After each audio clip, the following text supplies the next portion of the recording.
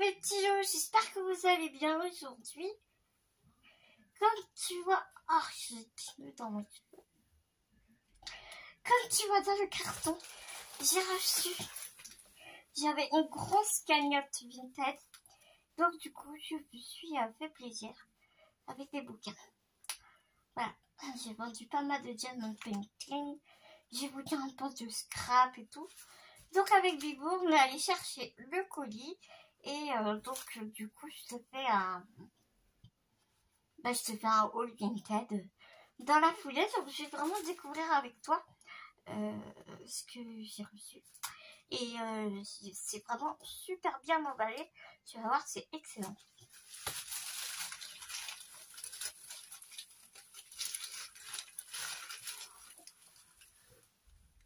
La dame a vraiment emballé ça très précautionneusement. Du papier journal partout. Et en plus, elle a encore emballé des livres. Encore dans du papier journal. Donc vraiment, c'est trop bien. C'est vraiment trop bien.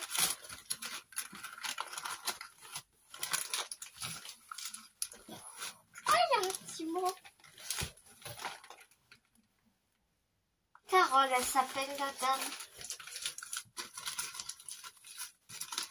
Bah, merci infiniment, Carole. Même si je ne sais pas si tu vas regarder ma vidéo.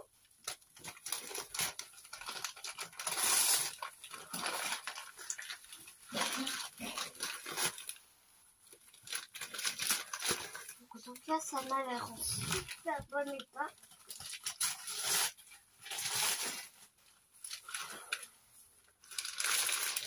J'avais envie de polar historique.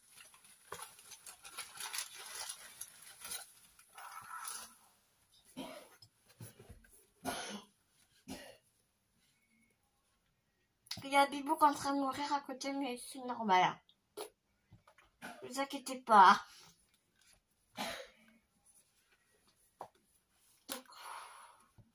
Oh putain, j'ai trop beau le livre.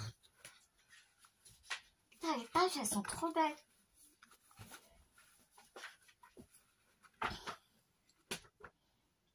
Oh, j'adore.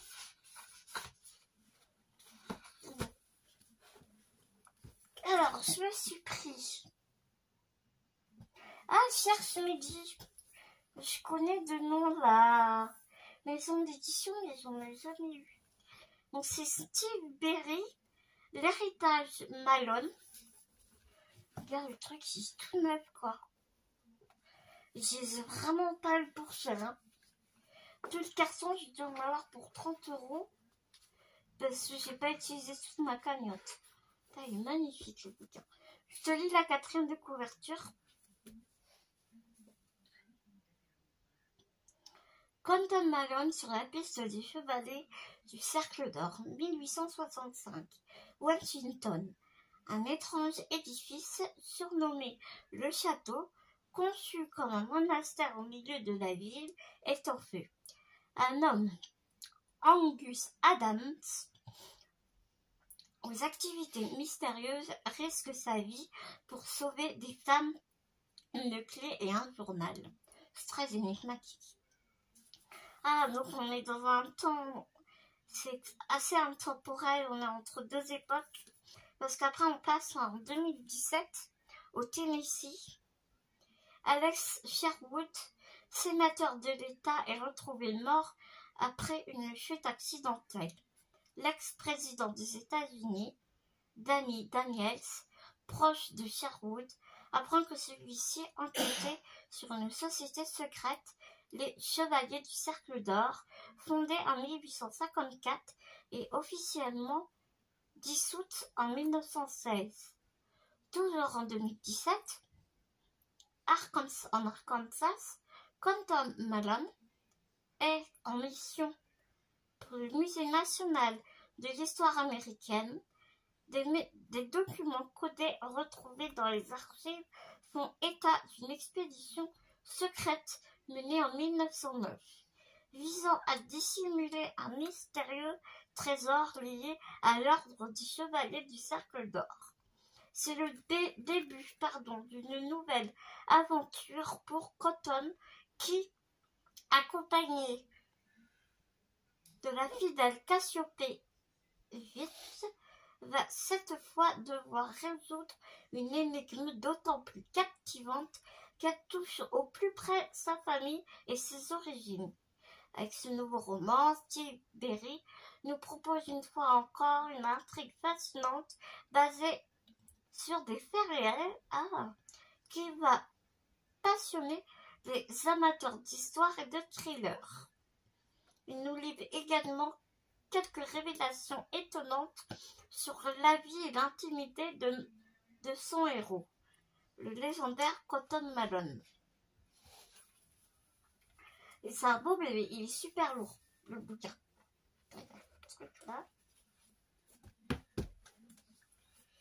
Il est super lourd.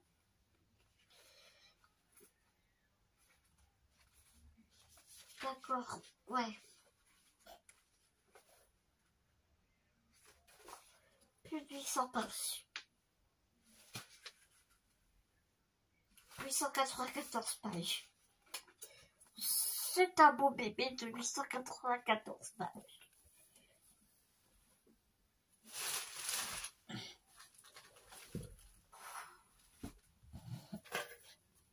Ensuite, j'ai hâte, ils sont vraiment en super bon état. Juste, le dos est très légèrement cassé et encore, j'avais pas ça cassé, il y a juste un petit trait ici, mais vraiment rien de méchant. Peter Robinson, Moisson sanglante. Voilà, on dit qu'il joue avec le journal. Aux éditions Albin Michel. Oh putain, par contre, c'est écrit petit. Hein.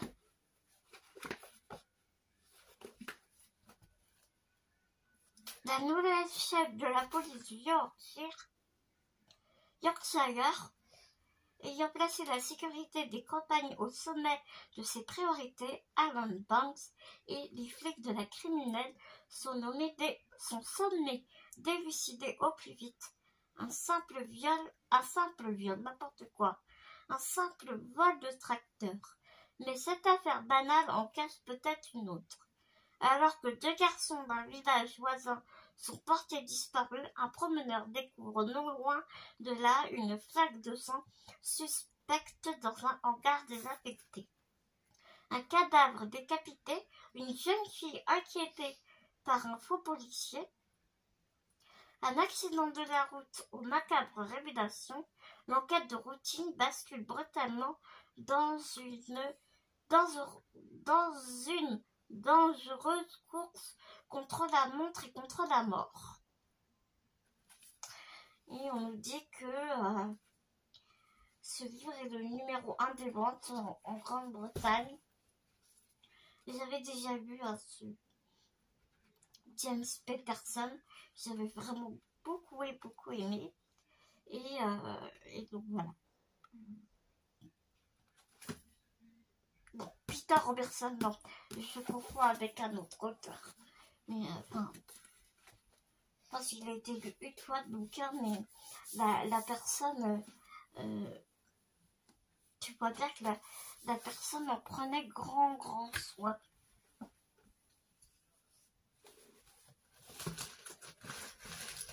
Là, on passe à des poches. T'as toujours super bien emballé. Franchement, sympa.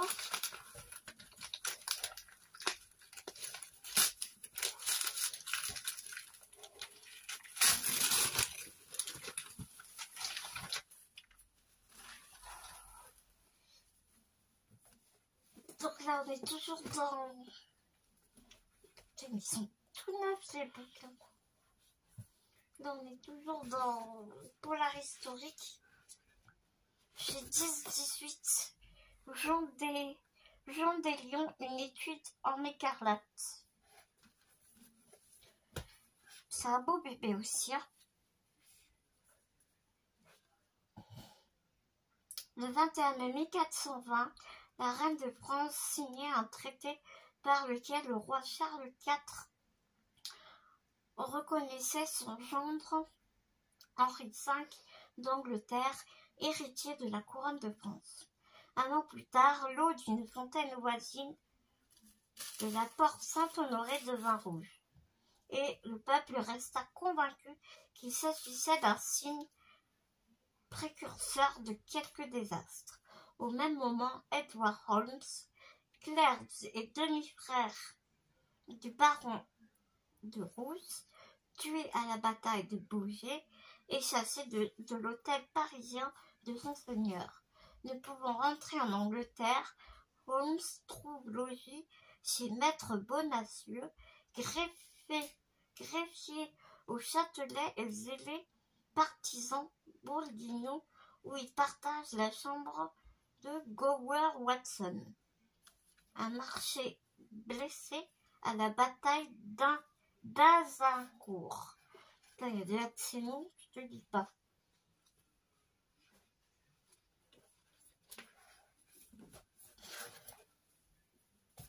Et toujours, alors là c'est vraiment un beau bébé de combien de pages? Ça c'est vraiment une belle prédication.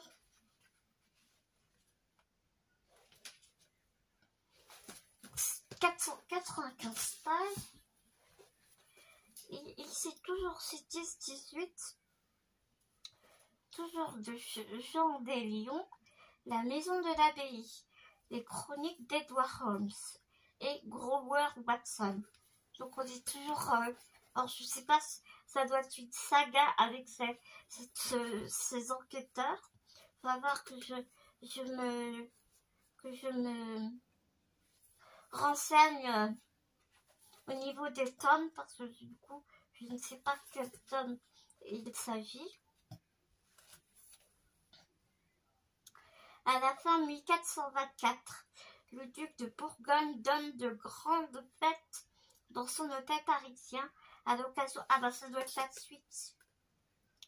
Parce qu'on retourne dans l'hôtel parisien à l'occasion du mariage de Messire de la Trémoille, le duc de Belfort et ses invités fêtent eux la victoire de Verneuil sur l'armée de Charles VII à l'hôtel de Bourbon. Mais alors que se tiennent ces réjouissances, Mathilda, une jeune demoiselle d'honneur, disparaît. Puis c'est Nicole, ancienne femme de chambre de la duchesse de Bourgogne, qui s'évapore sans laisser de traces.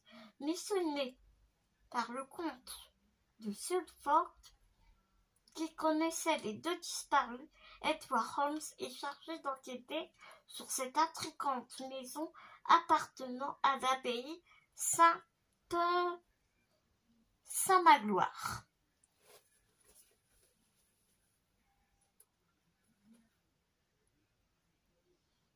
Et donc ce livre a été à le prix France Bleu Grand Détective. Ah non, il est dans la sélection prix France 2 des grands détectives. Ouais, donc ça doit être une saga avec ce petit style là.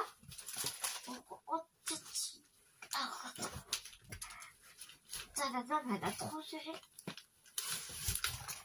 Vraiment pété triste.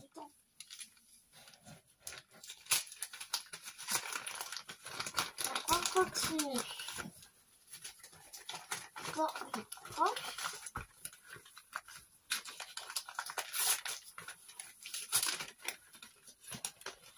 Ah oui. La boutique, je vais jouer avec le journal. Hop.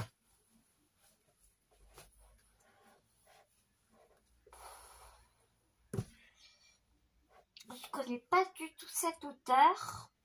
De chez Pocket, David Gibbons.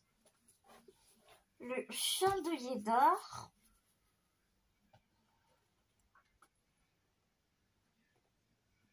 La menorah d'immense chandelier d'or à 7 branches, l'un des objets les plus sacrés du peuple juif. Retrouver ce trésor perdu depuis des années constituerait à coup sûr l'une des plus extraordinaires découvertes archéologiques de tous les temps. Quelques mois après avoir localisé l'Atlantide, c'est en tout cas un défi à la mesure de Jack Howard et de son équipe. On va dire que ça doit être une saga avec Jack Howard aussi. De Constantinople aux glaces du Groenland, leurs recherches sous-marines confirment peu à peu les étonnantes révélations d'une carte médiévale. Mais, entre la chute de l'Empire romain et de l'apogée du régime nazi, les saintes reliques a suscité bien des convoitises.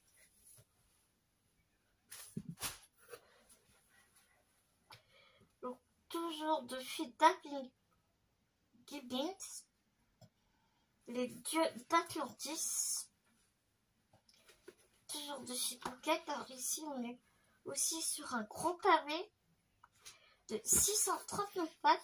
Donc dis-moi si tu connais. Alors ça doit être une trilogie parce que là tu vois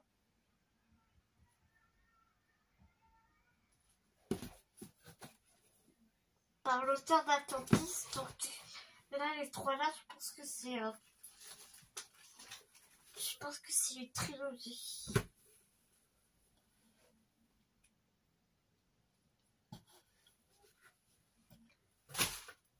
Parce que là on a Atlantis et là on a les dieux d'Atlantis.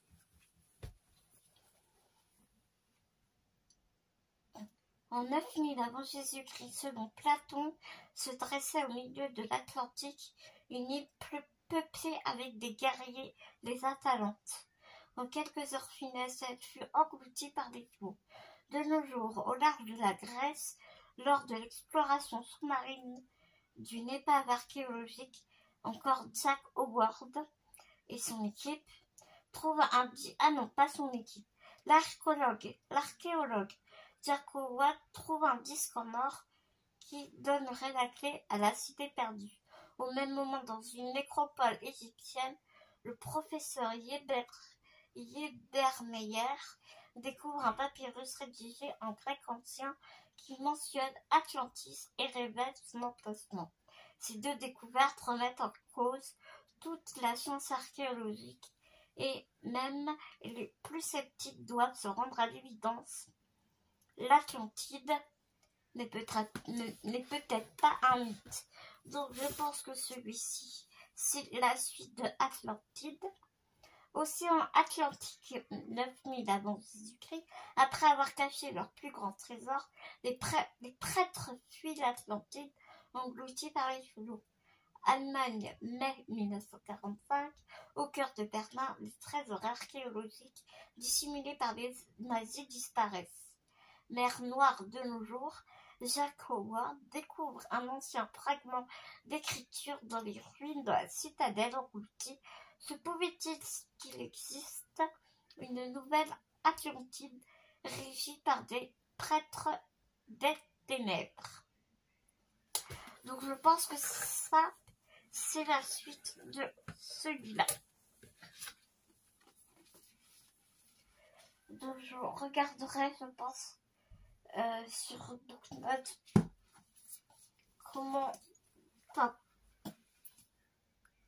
comment il faut lire ces livres, dans quel ordre.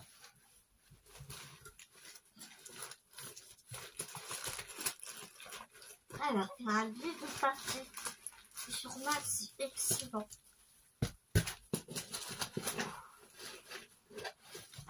Regarde un livre de papier journal.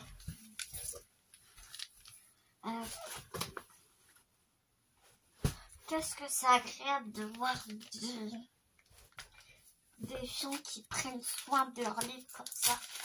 C'est sûr que si elle a des titres d'autres titres qui me font de l'œil, c'est sûr que je refuserai dans son dressing. Donc j'ai continué avec Steve Berry,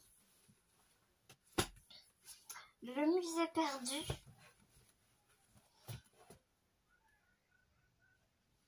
Ah oui, le complot des immortels de James Crowley. Et là nous avons Henry Lovenbrock, le cathédrale du vide. J'aime beaucoup cet auteur aussi. Par contre, putain, j'ai lu, c'est écrit super petit.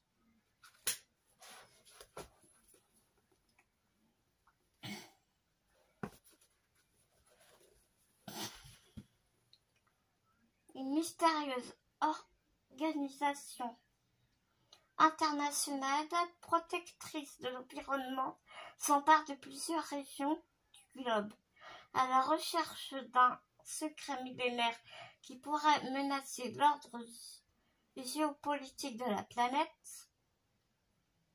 Harry Mackenzie, ancien des renseignements généraux, alerté par une série d'inexplicables disparitions, décide de mener l'enquête. Existerait-il un lien entre des étranges recherches de cette organisation et les occultes découvertes de Nicolas Flamel, célèbre alchimiste du Moyen-Âge?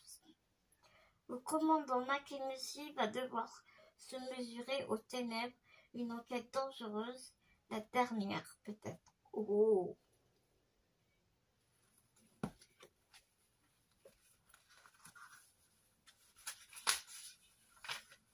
C'est pas du papier Bible, mais presque. Regarde comme c'est écrit, très très petit.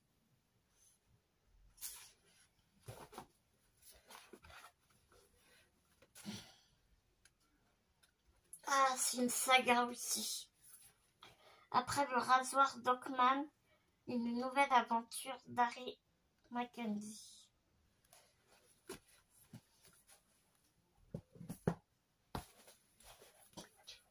Donc, Steve Berry. Ah oui, c'est petit coup, il n'y a pas. Je pense que c'est une belle pavasse, en plus c'est écrit tout petit. Ouais, 473 pages.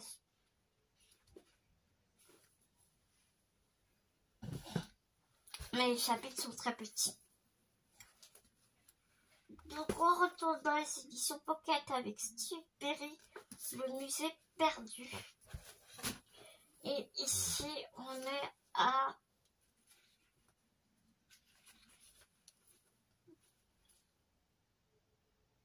500 pages. Sans compter les renseignements. Les remerciements, je veux dire. Alors ici on est en 1845. La 8e merveille du monde, la chambre d'ambre, dérobée par l'armée nazie lors de l'invasion de Leningrad, se volatilise. Malgré toutes les recherches, elle n'a jamais été retrouvée. Aujourd'hui à Atlanta, le père de Rachel Kotler, d'origine russe, rescapé du camp de concentration de Mauthausen, vient de mourir dans d'étranges circonstances. Il laisse derrière lui les clés d'un secret qui l'a hanté toute sa vie. Commence alors pour Rachel une quête qui va la conduire aux portes de la chambre d'ambre.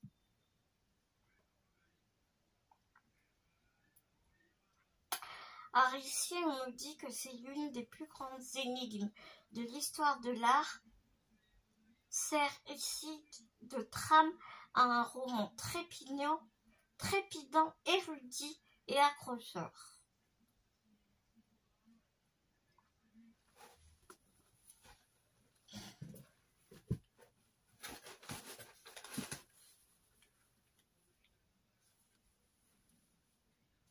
Ici, le dos a été légèrement cassé, mais rien de très méchant.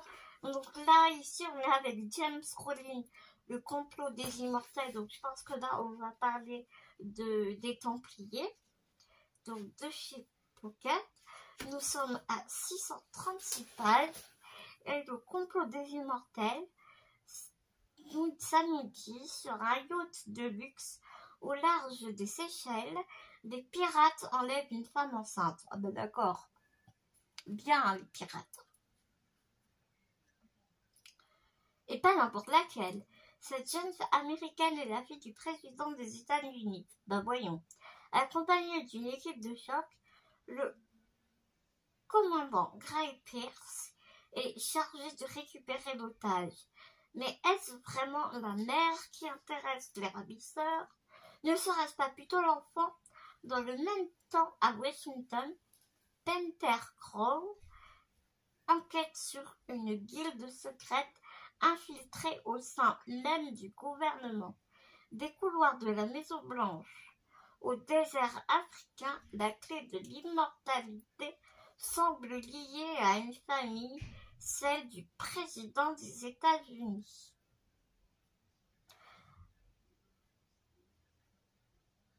Alors, Associated Press nous dit un thriller époustouflant, unique en son genre. Bah écoute, on verra bien.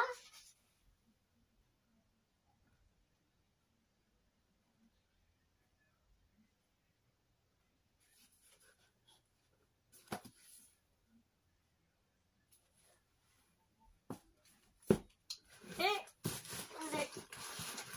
les derniers coachs, là il n'y en a que deux.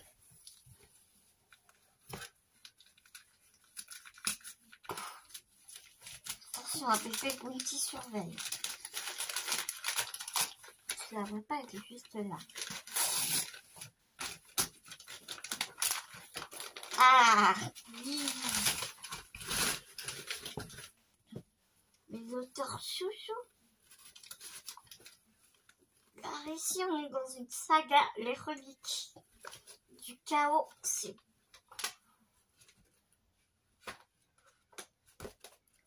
Giacometti Raven, ça c'est un de mes auteurs favoris. C'est un tome 3, donc je ne vais pas te lire le résumé parce que ça je sais que c'est un tome 3.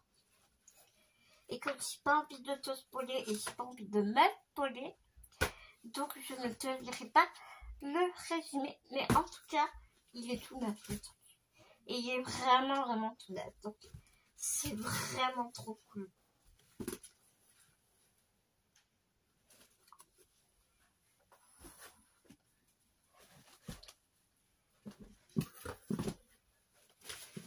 Et j'avais aussi envie de découvrir Marie-Bernadette Dupuis, Les sortilèges du lac.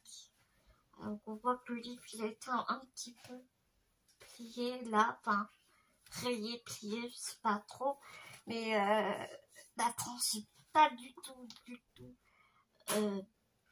pliée.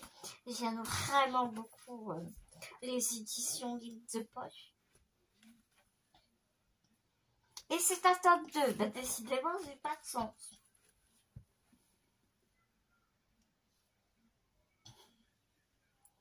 Mais tout ce que je peux te dire, c'est que ça se passe en 1928. Donc, il faudra que je me procure le tome 1. Et apparemment, il y a 4 tomes.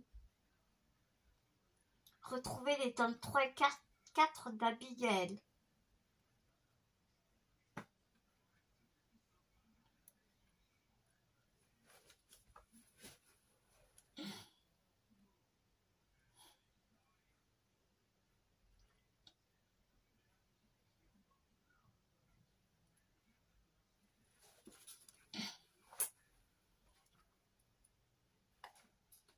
Donc on va voir. On va voir ce que ça donne. Hein. Mais ouais, j'avais bien envie de voir ce que ça donnait. Voilà mes petits mots pour ce haul vintage. Mes achats livresques sur Vinted. J'espère que ça vous a plu. Dites-moi si vous en avez lu quelques-uns. Donc, tu vois, il y a 12 livres. En plus, je crois qu'il y avait une jolie réduction dans sa boutique. Et je sais que j'en ai pour une 30aine d'euros. Pour 12 bouquins, donc écoute, pourquoi se priver, j'ai envie de te dire, avec ma cagnotte. Donc, rien n'est sorti de mon compte. Mon banquier est content. Donc, c'est cool. Il est temps pour moi de vous laisser. Je vous fais des millions de gros bisounours. Je vois Bibou, je vois le nombre de Bibou juste à côté. Et puis, on se retrouve bientôt dans une prochaine vidéo. Mais en attendant, prenez soin de vous. Prenez soin des gens que vous aimez. N'oubliez pas, c'est très très important. Gros bisous, mes petits loups. T'es caché? T'es caché, ma Bounty? Elle est où, ma Bounty? Elle est là!